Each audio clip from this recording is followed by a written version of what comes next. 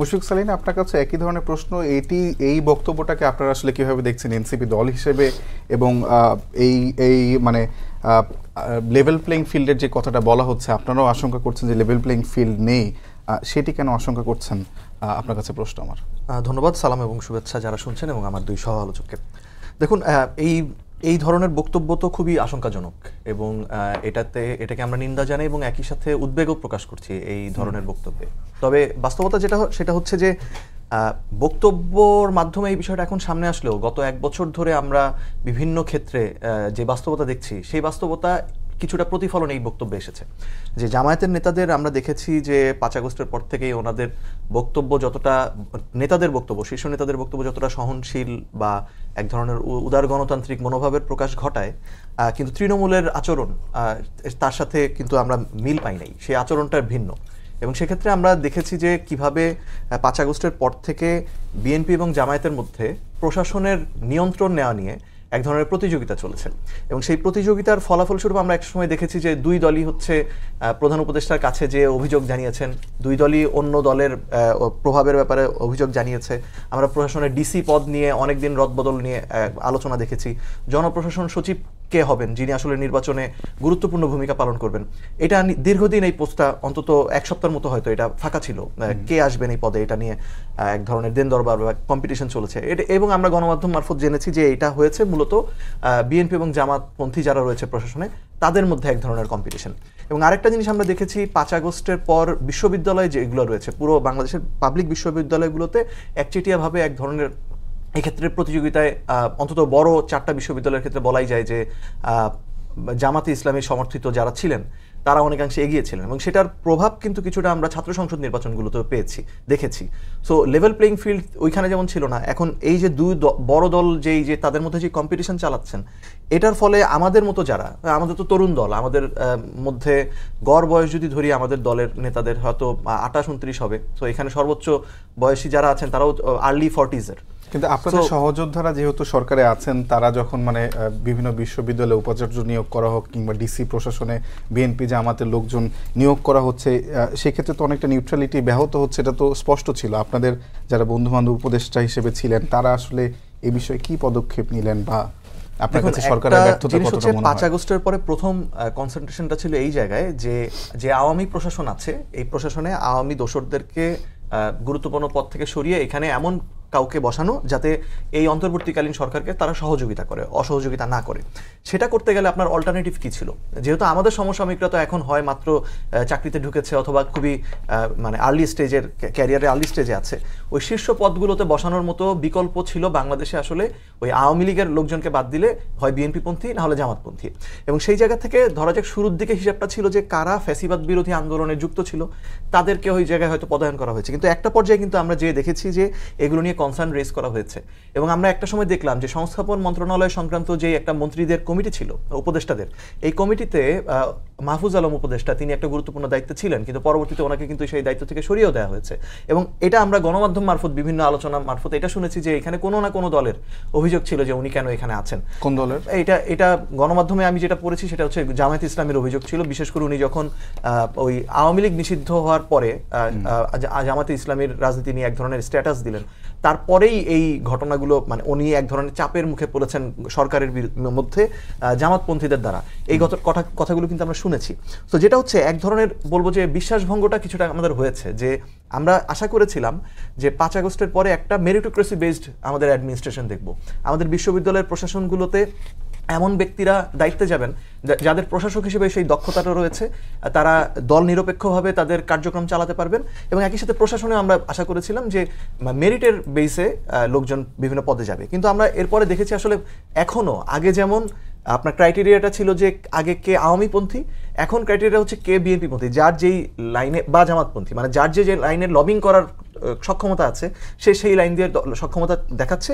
এবং যেহেতু বাংলাদেশের পুরনো রাজনৈতিক দলগুলো এই চর্চাতেই অভ্যস্ত যে তাদেরকে রাজনীতিতে নির্বাচনে জিততে হলে এইখানে প্রশাসনের প্রভাব থাকতে হবে, সহযোগিতা থাকতে হবে, পুলিশের থাকতে হবে, তারা বিভিন্নভাবে এই মেকানিজম করছেন, যে কারণে এই যে দেখুন ডিসি নিয়োগ নিয়ে, ডিসি পদায়ন নিয়ে একটা বিতর্ক।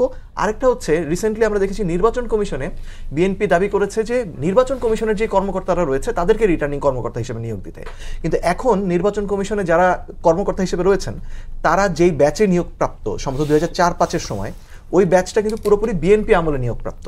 সো এইখানে আরেক ধরনের আশঙ্কা তৈরি হয়েছে যে রিটার্নিং কর্মকর্তারা যাতে নিজেদের দলের হন বা নিজেদের সমর্থনে থাকেন, এই একটা কম্পিটিশনও এই দুই দলের মধ্যে চলছে। সো সামগ্রিকভাবে আমরা একটা নতুন রাজনৈতিক সংস্কৃতি তৈরির যে একটা আশা করেছিলাম, সেটা কিন্তু বাংলাদেশের পুরনো রাজনীতি, যারা পুরনো রাজনৈতিক দলগুলোর পুরনো সংস্কৃতির ধারক বাহক হয়ে যারা চলছেন, এটাকে বাধা। অসংখ্য ধন্যবাদ। রবি ভাই, আপনি নিশ্চয়ই শুনছিলেন আপনার দুজন সহ আলোচকের বক্তব্য। সেখানে একদিকে আপনার কাছে দুটো প্রশ্ন মূলত হচ্ছে যে জামায়াত নেতা যে বক্তব্যটা দিয়েছেন সেটি হলো যে যার নির্বাচনী এলাকার প্রশাসন, যার প্রশাসনে যারা আছে তাদের সবাইকে আমাদের আন্ডারে আনতে হবে। এই বক্তব্যটাকে আপনি কিভাবে দেখেন? এটা কি আসলে আইডিয়াল সিচুয়েশন হতে পারে কিনা? এবং একই সঙ্গে আপনার সহ আলোচক এনসিপির যিনি প্রতিনিধি এখানে আছেন, তিনি অভিযোগ করছেন যে বিএনপি এবং জামায়াতের মধ্যে প্রশাসনে ভাগাভাগি নিয়ে এক ধরনের প্রতিযোগিতা ছিল 5 আগস্টের পর থেকে। সেই দুইটি বিষয় যদি আপনি আপনার প্রতিক্রিয়া জানান। প্রথমত হচ্ছে, শাহজাহান চৌধুরী এটা বলেছেন চট্টগ্রাম বিভাগীয় একটা নির্বাচনী সম্মেলনে, খুব গুরুত্বপূর্ণ জায়গায় বলেছেন। উনি কোনো ব্যক্তিগত নির্বাচনী প্রচারণার অংশ হিসেবে বলেননি, গুরুত্বপূর্ণ জায়গায় বলেছেন। এবং ওখানে বিভাগীয় জামাতে ইসলামের যারা দায়িত্বপ্রাপ্ত এবং কেন্দ্রীয় নেতারা ছিলেন, তাদের উপস্থিতিতে উনি বলেছেন।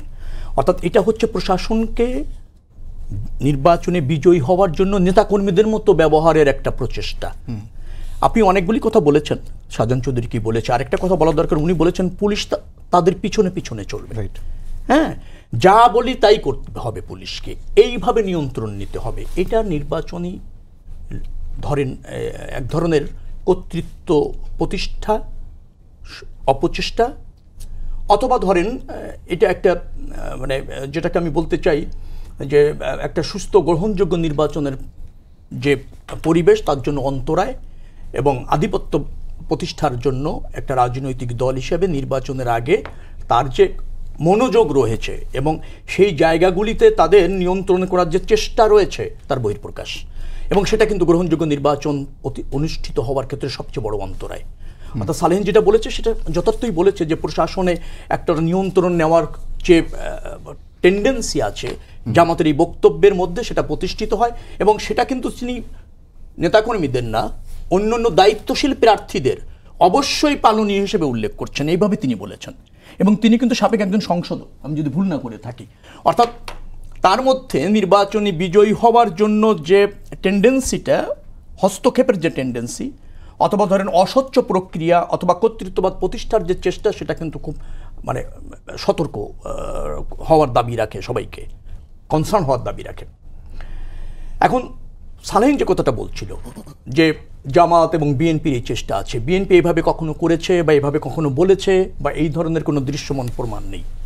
এটা ঠিক আছে যে ফ্যাসিবাদের দোষর যারা ছিল প্রশাসনে, তাদের চলে যাওয়ার পর অথবা তাদের নির্বাচনী দায়িত্ব থেকে বাদ দেওয়ার পর অন্যরা কেউ হয়তো বিএনপির অনুসারী হতে পারে, কেউ হয়তো জামাতের অনুসারী হতে পারে, এবং নব্য যে রাজনৈতিক দলটি হয়েছে সালেহীনদের এনসিপি, তারও অনুসারী হওয়ার মতো অনেক লোক এখন আছে প্রশাসনে, আছে।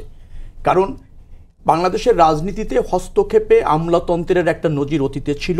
17 বছর আওয়ামী লীগ সেটাকে একটা চরমভাবে নিয়েছে বিধায় একটা মনস্তাত্ত্বিক ধারণা তৈরি হয়েছে রাজনৈতিক দলগুলির মধ্যে যে প্রশাসনে নিয়ন্ত্রণ করতে পারলেই মনে হয় উইন করা যাবে। কিন্তু মনে রাখা দরকার, সেই পরিস্থিতি বিরাজ করছে না, কারণ একটা অন্তর্বর্তীকালীন সরকার আছে। 91, 96, 2001, 2008ও যদি বলি কিছুটা ব্যাপ্তির পরও ভালো নির্বাচন হয়েছে, কারণ তখন যে রাজনৈতিক দলটি অর্থাৎ তত্ত্বাবধায়ক সরকার ক্ষমতায় ছিল, তার ক্ষমতা যাওয়ার মোহ ছিল না। প্রশাসন এবং নির্বাচন কমিশন নিরপেক্ষভাবে কাজ করেছে, নজির বাংলাদেশে আছে। কিন্তু 17 বছরে আওয়ামী লীগের এই প্রশাসনের ব্যবহারের যে নজির, সেটার ফলে রাজনৈতিক দলগুলির মধ্যে ওখানে একটা মনোযোগ আছে, অস্বীকার করছি না। কিন্তু আমি রাজনৈতিক দলগুলির প্রতি মানে আশ্বস্ত করতে চাই যে যেহেতু একটা অন্তর্বর্তীকালীন সরকার দল নিরপেক্ষ, প্রশাসনে যারা আছে মনস্তাত্ত্বিকভাবে কেউ না কেউ কোনো দলের প্রতি আনুগত্য থাকতে পারে, কিন্তু সরকার যখন নিরপেক্ষ নির্বাচন করতে চায় আর আপনার নির্বাচন কমিশন যখন একটা স্বচ্ছ গ্রহণযোগ্য নির্বাচন অনুষ্ঠানের জন্য কাজ করে অঙ্গীকারবদ্ধ হয়, তারা যদি কোনো বিশেষ দলের প্রতি আপনার কর্তৃক নিয়োগ না হয়, দায়বদ্ধ না থাকে, তাহলে নির্বাচন ফেয়ার হয়। সে নজির আছে। এই নির্বাচন আপনার ফেয়ার হবে, নিরপেক্ষ হবে যদি রাজনৈতিক দলগুলির সহযোগিতা থাকে। একটা কথা বলা দরকার, প্রধান উপদেষ্টা নিজেই বলেছেন যে তফসিল ঘোষণার পর প্রশাসনে যে গুরুত্বপূর্ণ পরিবর্তনগুলি হবে নিরপেক্ষ নির্বাচনকে লক্ষ্য করে, তা তিনি নিজেই তদারকি করবেন, নিজেই দেখবেন। প্রধান উপদেষ্টা নিজেই বলেছেন। আমি আপনাকে মাঝখানে একটা প্রশ্ন করে রাখতে চাই, সেটা হলো যে কিছুদিন আগে প্রধান উপদেষ্টার সঙ্গে যখন জামায়াতের নেতারা সাক্ষাৎ করেছেন, তারপরে তারা অভিযোগ তুলেছেন যে প্রশাসনের 70-80 ভাগই বিএনপির লোক। তো এই অবস্থায় মানে সুষ্ঠু নির্বাচন সম্ভব? আমি কি বলবো, জি, বাংলাদেশে এখন যদি বলেন 80% লোকই তো বিএনপি সমর্থন করে, 80% লোক। কারণ এই রাজনৈতিক দলটি প্রাচীন, জনপ্রিয়, বারবার নির্বাচিত এবং জন আকাঙ্ক্ষা ধারণ করে রাজনীতি করে। হ্যাঁ, অন্য রাজনৈতিক দলের অধিকার হচ্ছে, প্রতিযোগিতায় আছে, কিন্তু এখন যদি আপনি বলেন যে লেভেল প্লেইং ভোটের পরিবেশ তৈরি করতে হবে, কি লেভেল প্লেইং ফিল্ড আছে? আমি আপনাকে বলছি, সব দল সমান অধিকার নিয়ে কিন্তু রাজনৈতিক প্রচার প্রচারণা করছে, রাজনৈতিক কর্মসূচি পালন করছে, সবাই তোমরা সমান অধিকার। কোনো দলকে এখানে বঞ্চিত হচ্ছে? কথা বলার স্বাধীনতাও আছে, আবার ধরেন মাঠে রাজনীতি করার স্বাধীনতা আছে, প্রস্তুতিও সবাই নিচ্ছে, গণসংযোগও সুন্দরভাবে হচ্ছে। আমি তো লেভেল প্লেইং ফিল্ডের কোনো ঘাটতি দেখছি না। তবে হ্যাঁ, তফসিল ঘোষণার পর নির্বাচন কমিশন এবং অন্তর্বর্তীকালীন সরকার আরও বেশি দায়িত্বশীল হবে, আরও বেশি সজাগ হবে, আরও বেশি কনসার্ন হবে। অর্থাৎ ভালো নির্বাচন আমরা করতে যাচ্ছি, এ বিষয়ে রাজনৈতিক দলের সহযোগিতা দরকার। শুধুমাত্র ব্লেম করা অথবা ধরেন অন্য দলের উপর দায় চাপানোর কালচার থেকে বেরিয়ে আসতে পারলেই আমি দৃঢ়ভাবে বিশ্বাস করি জাতি একটা ভালো নির্বাচন পাবে। ছোট করে একটা প্রশ্ন, সেটা হলো যে শাহজাহান চৌধুরী তাহলে গ্রেফতার কেন চাইছে বিএনপি? এটা একটা ধরেন জাতীয় স্বার্থ পরিপন্থী বক্তব্য, এবং রাজনৈতিক দলের, যে রাজনৈতিক দল নির্বাচনে অংশগ্রহণ করবে, দায়িত্বশীল রাজনৈতিক দলের নেতা হিসাবে প্রশাসনের যে খবরদারি তিনি প্রতিষ্ঠিত করবার জন্য উৎসাহিত করেন, সেটা এক ধরনের ভায়োলেন্স ক্রিয়েট করে, সেটা এক ধরনের চাপ ক্রিয়েট করে। প্রশাসনে কোনো রাজনৈতিক দলের নেতা এই ধরনের মনস্তাত্ত্বিক চাপ সৃষ্টি করার অধিকার রাখে না, এটা অপরাধ। যার জন্য বলেছেন তাকে অধিকতর জিজ্ঞাসাবাদ করে দেখা দরকার যে তিনি এই বক্তব্য দিয়ে অনৈক্য তৈরি করতে চান, নির্বাচন ভণ্ডুল করতে চান, নাকি নির্বাচনে কর্তৃত্ব প্রতিষ্ঠিত করতে চান। সেটা তদন্তের দাবি রাখে জিজ্ঞাসাবাদ করাই যেতে পারে। জি, অসংখ্য ধন্যবাদ।